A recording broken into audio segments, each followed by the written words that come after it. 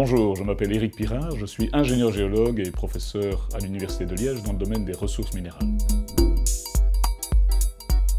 La Belgique a vécu déjà beaucoup au départ de ses ressources minérales, puisque nous sommes un vrai scandale géologique, on peut le dire, et quand on regarde l'ensemble de l'histoire de nos régions, elle est fortement liée aux ressources de notre sous-sol. On peut penser alors que les Romains sont venus exploiter pour frapper monnaie, on peut penser au fer qui a permis le développement de la sidérurgie pendant tout le Moyen-Âge et jusque récemment, on peut penser au zinc qui a été aussi une base de développement d'activités industrielles. Et pourtant, malgré tout ce développement industriel, et pourtant il reste encore des ressources potentiellement dans notre sous-sol. On sait relativement peu sur quoi nous sommes réellement assis. Je voudrais insister là-dessus. Autrement dit, les géologues ont fait la carte géologique détaillée de tout le territoire. Nous avons donc une carte en 2 dimensions, mais la vraie carte géologique, elle est en 3 dimensions.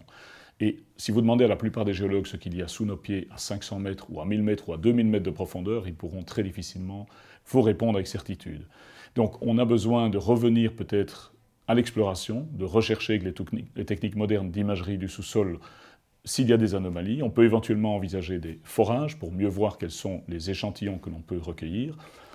Il y a d'autant plus de potentiel que d'autres régions similaires à la Wallonie comme l'Irlande sont aujourd'hui des productrices de zinc assez importantes. Donc on peut penser notamment par rapport aux minéralisations en plomb zinc qu'il y a un réel potentiel dans nos régions pour découvrir un jour un gisement de classe mondiale.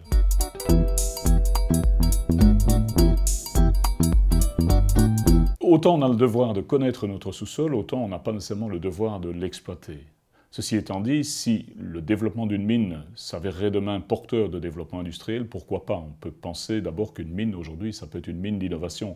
On va venir dans ces mines, on parle de mines invisibles, avec des techniques de robotique, de téléguidage extrêmement avancées. Donc il ne faut pas avoir peur de l'activité minière, elle pourrait nous permettre de redévelopper toute une filière industrielle. Maintenant, je suis ingénieur géologue, ça veut dire que je vais chercher la matière là où elle est, et si on me demande une matière pour, par exemple, l'électronique moderne, je vais regarder si je dois la prendre dans le sous-sol, si je dois ouvrir une mine, ou si au contraire je peux la prendre en surface dans ce qu'on appelle les mines urbaines.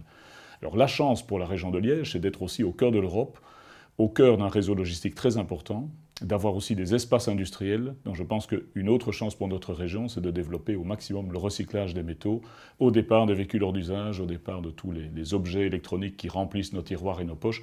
Il y a là des réelles opportunités. Je voudrais donc que l'on envisage les deux, aussi bien la mine que le recyclage des métaux.